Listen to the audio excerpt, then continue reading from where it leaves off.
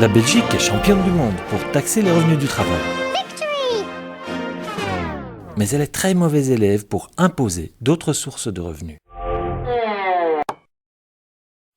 C'est même la dernière de la classe lorsqu'il s'agit de taxer les plus-values ou les capitaux.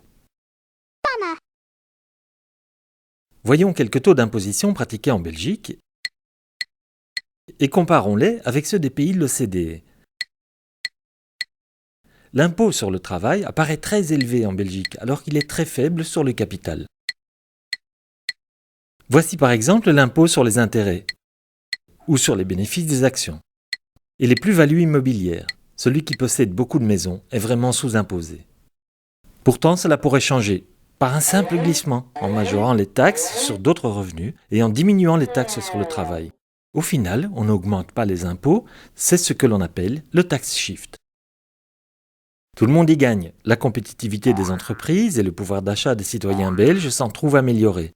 Nous ne voulons pas d'une diminution d'impôts par le biais d'un saut d'index comme le propose le gouvernement, car un saut d'index fait reculer le pouvoir d'achat. Alors que le Belge subit déjà pratiquement la plus forte taxation sur les revenus du travail, le saut d'index pèse comme un impôt supplémentaire. La pression est écrasante. Un saut d'index accroîtra certains bénéfices sans créer un seul emploi. Par contre, avec le tax shift, c'est différent. En imposant par exemple les revenus du capital, on taxe davantage la fortune, ce qui permet de diminuer l'impôt sur les revenus du travail. Nous ne sommes pas les seuls à avoir eu cette idée.